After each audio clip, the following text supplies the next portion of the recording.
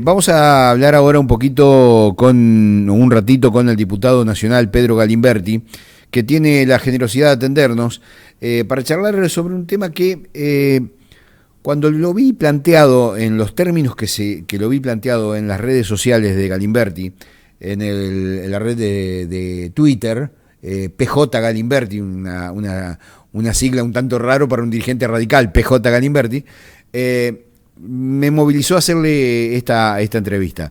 Galimberti, ¿cómo le va? Buen día, Sergio Fischer lo saluda, ¿cómo está? Buen día, Sergio, ¿cómo te va? Buen día para la gente allí en estudios y para la audiencia. Muy bien. Bueno, gracias por atendernos, ¿eh? No, por favor, a ustedes. ¿Por qué PJ Galimberti? Porque es raro, digo, en un dirigente radical ponerse PJ. Porque me llamo Pedro Jorge. Y Pedro como decía Jorge, mi madre, decía, le puse Pedro Jorge para que lo llamen Pedro Jorge. Bueno, muy bien, entonces es PJ Galimberti. Es así. Bueno, Es así. está bien. Una cuestión de letras. Muy bien. Nada, digo, hay mucho de la ideología radical que se tomó del peronismo fundacional, ¿eh? O sea, hay algunas coincidencias por allá en origen que hasta algunos llegó a confundir en algún momento. De hecho, Forja es un desprendimiento del radicalismo. Bueno, los dos son partidos de base popular. Social. Está claro que es así, claro. Bueno, además, como dice un amigo mío justicialista que me vota asiduamente, dice... Vos sos, dice, de cabeza radical, pero de corazón sos peronista, dice. Bueno. Y yo lo que le digo, vos necesitas dormir tranquilo con tu conciencia, como votás a un radical, le digo, tenés que contentar. Bueno, en fin. Bueno, muy bien. La verdad es que lo molestamos, o te molestamos para hablar, ya la verdad que a esta altura no sé ni cómo tratarlo, diputado.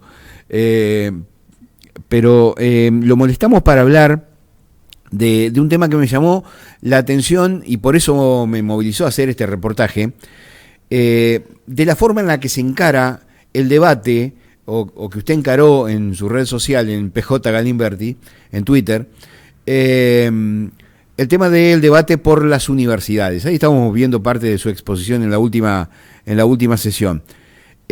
Y usted plantea en ese hilo de tweet que en realidad lo que se está haciendo es concentrar aún más la educación y no federalizarla. Estamos hablando de universidades nacionales que se aprobaron recientemente en la última sesión. Sí. A ver, ¿por qué el concepto de esto? Bueno, porque hay que mirar un poco cómo se va dando la historia. Y además de eso también hay que tener una mirada hacia adelante, que es lo que se pretende con la educación. Uh-huh. La educación como un todo, y específicamente en lo que refiere a la educación superior, que tiene una ley especial, más allá de algunas críticas en las cuales uno puede coincidir que se hacen a la misma, está claro que hoy estamos inmersos en un fenómeno donde la digitalización y la aplicación de nuevas tecnologías nos tiene que hacer tener una mirada también diferente respecto a lo que creamos. Y en ese marco de no solo mirar el futuro, sino también mirar qué ha pasado en los últimos 15 años en la Argentina, del 2007 para acá, lo que se sigue observando es una fuerte concentración de las universidades, llamémosle en la zona del área metropolitana de Buenos Aires, ¿no?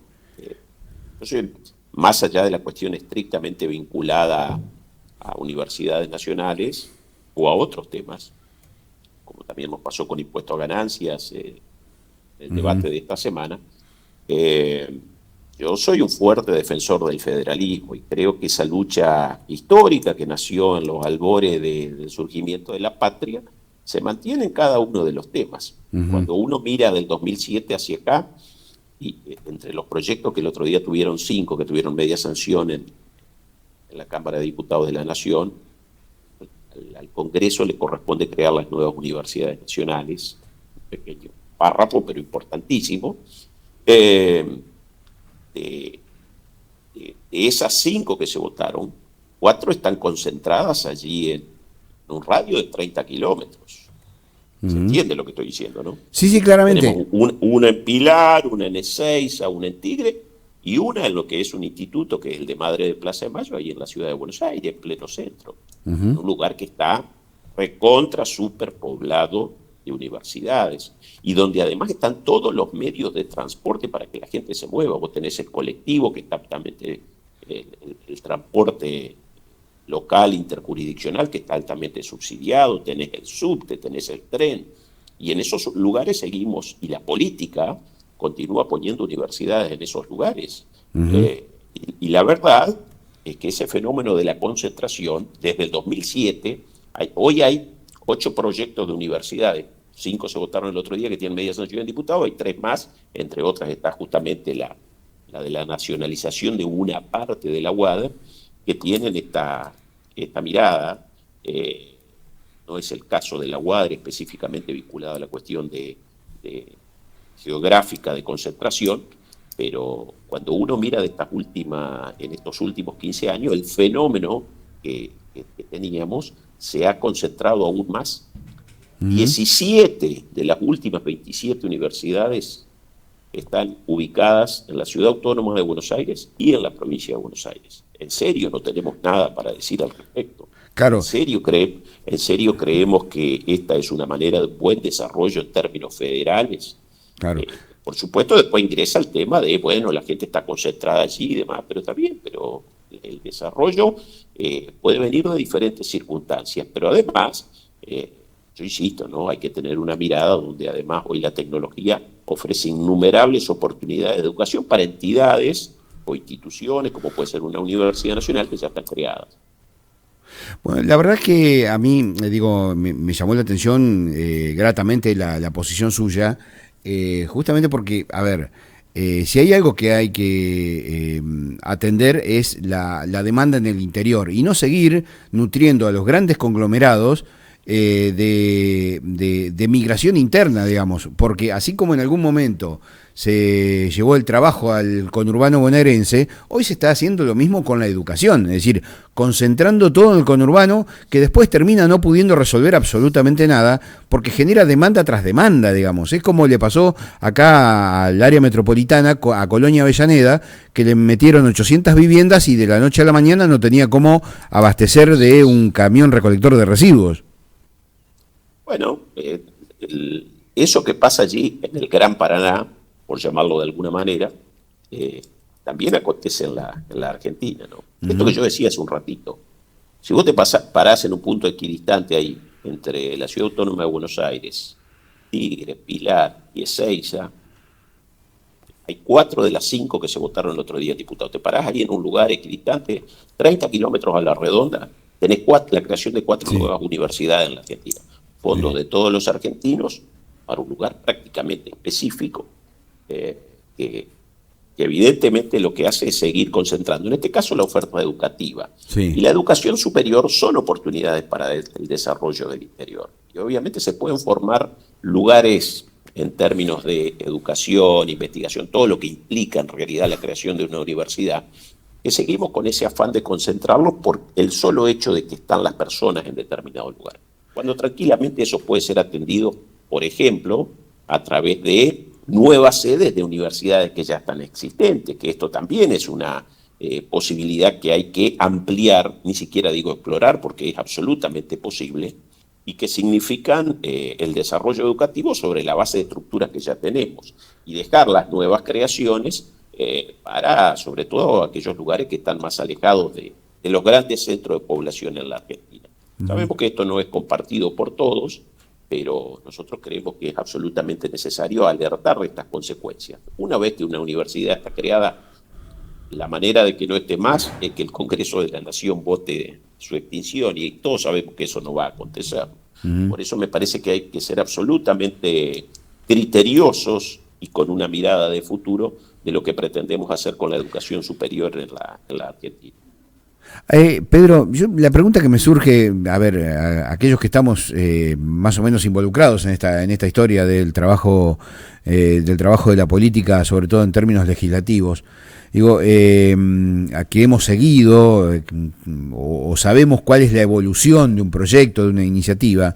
Digo, ¿alguien se planteó en las reuniones de comisión cuáles son las necesidades reales? Porque una cosa es crear facultades por crearlas y otra cosa es detectar en el territorio la necesidad de formar de manera específica a alguien, no sé, se me ocurre, a ver, en Tierra del Fuego, en la Facultad de Ingeniería en Electromecánica, en, no sé, en Geología en San Juan, pero no se me ocurre, digamos, que eso esté ocurriendo, digamos, o sea, como que se crean, y para decir, creamos universidades y estamos en defensa de la educación pública, pero todos estamos de acuerdo con que la educación pública debe cumplir un rol fundamental en toda sociedad y que el Estado debe estar presente para justamente ser la herramienta facilitadora, pero lo que no me queda claro es que si en comisión se debaten estos temas, porque la verdad que concentrar, no sé, una facultad de agronomía en el conurbano bonaerense me parece medio raro.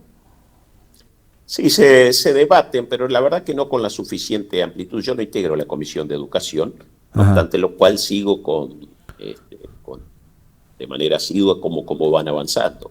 Pero hay informes, ¿no? Hay un consejo regional y además hay un consejo interuniversitario nacional que está integrado por quienes son las autoridades de las actuales universidades nacionales, inclusive algunas provinciales, la propia UADA, y que emiten al respecto algunas recomendaciones. A mí me parece que hay que ir bastante más allá y que además el criterio político, porque esto es, digamos, esa evaluación que realiza el Consejo Interuniversitario Nacional no es obligatoria para nosotros. Claro. Nosotros lo podemos tomar como una cuestión consultiva. Y no es vinculante. Claro, no es vinculante, a partir de allí hacer alguna de estas miradas. Y en ese sentido, miren, hay casos, algunos de los cuales todavía tienen que tratarse, hay alguna universidad que está enclavada en una zona donde el 95% de la producción o de la actividad económica está vinculada a las cuestiones del agro. Claro. Y la verdad es que en la facultad esa ni siquiera está prevista una carrera de, no sé, martillero o de firma consignataria. La verdad, uno ve algunos proyectos que se elaboran muchas veces con el sentido o la base de algún respaldo político de determinados dirigentes, diría universidades que tienen nombre y apellido en términos políticos, pero poco sustento en las realidades de ese lugar. Hay otras que por supuesto tienen un complemento interesante en relación a lo que hay en el espacio geográfico, hablo en este sentido de región, pero muchas veces también hay una superpoblación, ¿no? Como esta que yo estoy contando. Crear 4 universidades en un radio de 30 kilómetros, en un país que tiene prácticamente 2.000 kilómetros de ancho, en los lugares más de mayor longitud, y en cuanto al largo, más de 5.000 kilómetros, me parece que revela una política que no está mirando de manera completa lo que es el mapa de una República Argentina, que necesita, esto ya no solo como una cuestión vinculada a las universidades, sino para todas el resto de las actividades, hasta con una cuestión vinculada a la organización demográfica y territorial del país, salir de la concentración del puerto. Y esta es una constante histórica. Mire, cuando usted está viendo que hay algunas cuestiones que pueden significar mayor concentración, al menos en mi carácter de dirigente, lo tengo que mirar con la duda de que seguramente eso va a originar mayores problemas. Esto que vos decías hace un ratito, seguimos concentrando a la gente en un lugar, claro. Después nos faltan servicios, después nos falta la cloaca, después nos falta el transporte, y la verdad es que lo que estamos haciendo, muchas de las acciones que de manera aislada se van tomando, aunque bajo el pretexto o bajo el paraguas, ni siquiera pretexto, perdón, bajo el paraguas de la universidad pública, puedan aparecer como algo conveniente, terminan siendo, en términos de desarrollo comunitario y mirando hacia adelante, medidas absolutamente inconducentes y perjudiciales para una mejor Argentina. Sí, claro, a mí particularmente lo que me preocupa en todo caso es esto a lo que recién hacía referencia. Se crean las instituciones, pero sin un contenido pedagógico adecuado, digamos. Yo creo una universidad, pero después de la universidad tengo que poner las facultades, y las facultades después hay que determinar cuál es la necesidad real, digamos, de cada región. Sí, pero además voy a ser absolutamente claro. Vamos a poner que esas cosas efectivamente se terminen cumpliendo al momento de la creación o un poco más adelante. Pero el fenómeno de la concentración geográfica sí, es lo mismo. Significa, porque en esto después hay datos que son contundentes, ¿no? Sí. Después no llegan la gente de otros lugares. Claro. Y sobre todo, cuando uno mira los sectores menos pudientes o más relegados dentro de la estructura social y económica de la Argentina, el solo hecho de que no estén presentes en determinado lugar una casa de estudio hace que la llegada sea prácticamente imposible y las diferencias con los sectores medios y altos son de 5 veces de diferencia. Claro. Entonces, hay que tener una mirada que va mucho más allá del eslogan de la educación pública y el cantito de Universidad de los Trabajadores, el que no le gusta se jode y se jode, pero es mucho más que eso, ¿no? Porque lo que se produce es un fenómeno de concentración. Sí, claramente, digo, volvemos sobre ese hilo de tuit, ¿no? Digo, la verdad que me llamó mucho la atención. Lo hicimos desde el despacho con mapitas, no sé si lo vieron, porque Sí, justamente sí. lo que intentamos mostrar es eso. Digo, Claro. porque a veces uno la palabra, pero la imagen tiene un poder, Sí, no es sé si de distinto. convencimiento, pero al menos de alertar. Miren, ojo, que no todo lo que se está diciendo acá es bueno. Sí, no, claramente. Bueno, y lo llevo a otro plano, si me permite, brevemente, no le quiero robar mucho más tiempo. Pero me veo en la obligación de preguntarle por ganancias, porque yo hoy de mañana vi, la verdad que hice un silencio en la otra radio, un silencio de casi 3 minutos, porque no podía creer que un titular del pie de página del diario El Cronista Comercial dijera que las provincias celebran la sanción de esta ley vinculada con el tema ganancias, porque van a recaudar más. La verdad que le metieron la mano. Yo, a ver, quiero ser con usted también franco, digamos. Creo que en estas circunstancias el ministro de Economía actuó como Papá Noel. Es decir, viene a hacer un regalo, pero con la plata de otro, digamos, ¿no? O sea, se lleva los laureles Papá Noel, pero la plata es de papá, digamos, o del jefe de la familia. Y esa es la sensación que a mí me quedó. ¿Me ayuda a entender qué es lo que quiso decir, en todo caso, cuál es el beneficio, digamos? Porque la verdad que no le encuentro demasiado beneficio a la modificación de A ver, ganancias. todos sabemos que en un mes se celebra la elección general Sí, justo hoy un mes, falta. para la presidencia de la Nación, y esto evidentemente, acá hay un gobierno que encabeza Alberto Fernández, al menos formalmente, Cristina Kirchner, hoy Sergio Massa es el ministro de Economía, pero el propio presidente hace tiempo, ya primer año, ya en el 2020, ¿se acuerda que nos empezó cuando apareció la pandemia nos daba clase en un pizarrón de cómo se iba a combatir? 3 o 4 meses después le hace creo que la primera entrevista que le da un medio internacional, y él dice que no cree en los programas económicos para el gobierno. Sí. Esto marca un poco cuál ha sido el derrotero del gobierno nacional, absolutamente, creo yo, en términos de la economía perdido. Entonces, uno, teniendo en cuenta esas propias expresiones del presidente de la Nación, no deja a mí no me sorprende que hayan mandado primero el decreto, ¿no? Porque nosotros cuando votamos el último presupuesto lo autorizamos a que básicamente acomode diferentes cosas dentro de la ley de ganancias. Yo quiero anticipar que lo que hoy se llama ley de ganancias, yo creo que tiene que cambiar de nombre, pero esto es una cuestión menor. Es un impuesto absolutamente progresivo y sobre el cual hay que trabajar para que se pueda volver a instalarlo. Digo, acá se ha sacado un impuesto que grava a todas aquellas personas, entre otras, en situación de dependencia, que cobran más de 700.000 pesos, y se ha elevado ese piso, piso, a 1.770.000 hoy. En realidad son 15 sueldos mínimos vivibles y móviles de manera mensual, que cuando salga ahora el nuevo índice dentro de unos días, se va a ir prácticamente a 2 millones de pesos. Entonces, lo que yo planteo en esto, entre algunas cosas, es, primero, ¿es una medida electoralista? Sí. Esto es una apreciación mía. ¿Por qué? Porque se da 2 meses o 3 meses antes del cambio. Sí, claro.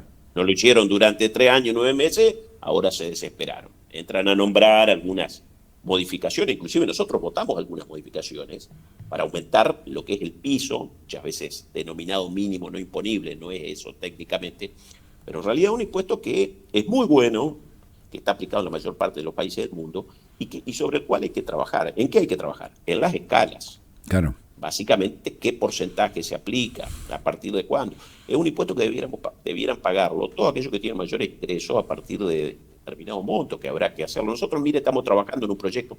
Hay más de 30 proyectos en la Cámara de Diputados. Se terminó aprobando de rompe y raje, porque lo necesitan para la campaña electoral. Insisto, es una cuestión, una apreciación mía.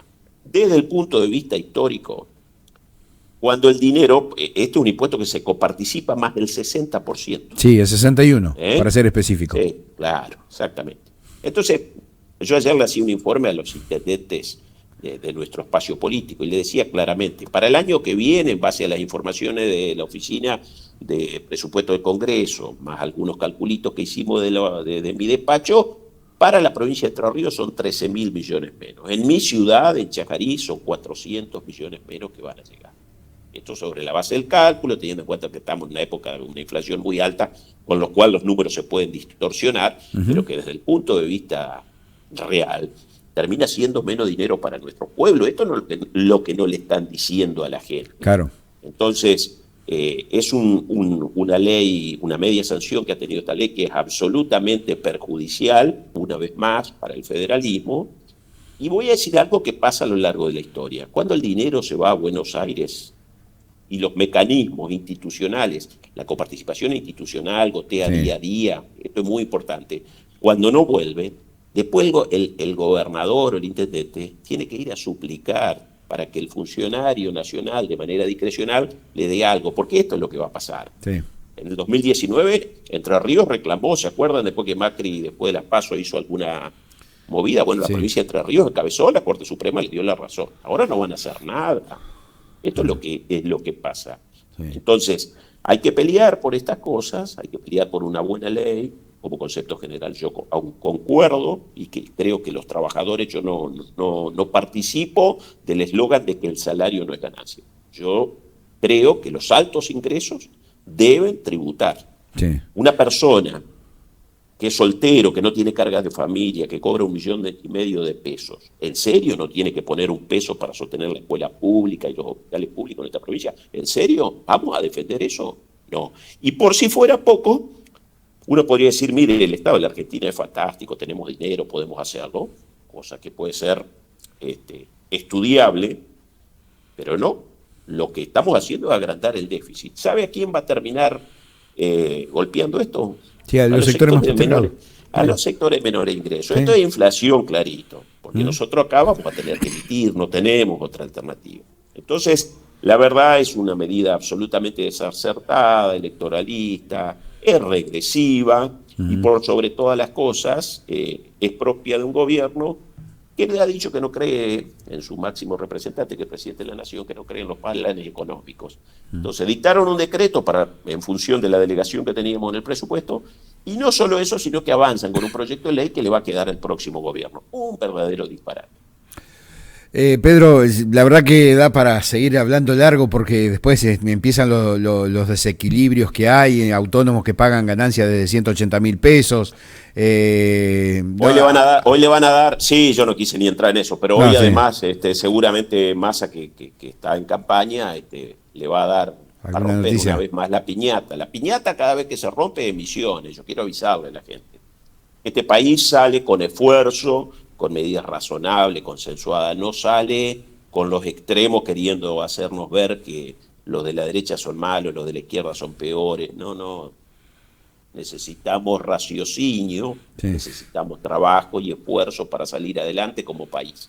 Y hay que defender las autonomías provinciales, y las autonomías vienen de la mano de que los fondos hay que ir a pelearlo. Mire, Entre Ríos no fue a la declaración de independencia de Tucumán. Esto que pasó hace más de 200 años ha tenido que ver muchas veces con algunas cuestiones. Yo siempre recurro a la historia, porque la historia nos enseña mucho. Y nada de lo que tenemos las provincias nos regaló el puerto. Nada. Hubo que conseguirlo sobre la base de un montón de circunstancias que son conocidas y que hoy nos obliga a los dirigentes políticos a no embanderarnos en consignas fáciles, en eslogan que no tienen contenidos, sino a defender a nuestro terruño. Y eso tiene que ver mucho con los momentos en los cuales estamos atravesando, que evidentemente significan, miren, hay muchos que le están haciendo el trabajo a los que dicen que van a quitar la coparticipación. Muchos le están haciendo el trabajo gratis, creo que a veces sin darse cuenta. Pero la coparticipación es el mecanismo de distribución de fondos que tiene la Argentina, que está institucionalizado y el que mejor funciona para el desarrollo del interior. Ojo cada vez que se toca un impuesto que toca la coparticipación nacional y retrae recursos a la provincia. Ojo, las consecuencias se ven después. Pedro, le agradezco muchísimo la generosidad de habernos atendido. Cierro con esto, ¿no? Agregando al concepto suyo. Digo, IVA es otro tema, ¿no? Porque también es coparticipable, pero bueno, sí, es coparticipable, sí. Pero en este sentido yo quiero ser claro. Así como a veces critico, digo, no me parece una medida tan desacertada. En la circunstancia por la que está atravesando la Argentina. Bien. Esos sectores, está bien.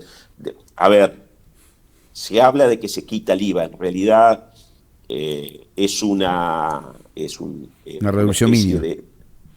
Sí, pero es una mejora de determinados sectores para la compra de elementos de primera necesidad, porque inclusive elementos que pagan el 10,5, en realidad se devuelve el 21. Pero no es una mala medida, acuerdo bastante con lo que se ha tomado en eso. Pero las otras cuestiones vinculadas a ganancia, no tengo ninguna duda que la manera que se ha sancionado esta ley no es buena, ni para los argentinos, ni para la gente que tiene menores ingresos, ni específicamente para los entrerrianos y cada uno de los pueblos del interior. Pedro, por el tiempo, muchísimas gracias. Ha sido usted muy gentil, ¿eh? Muchas gracias, un saludo. Te buen día, hasta luego.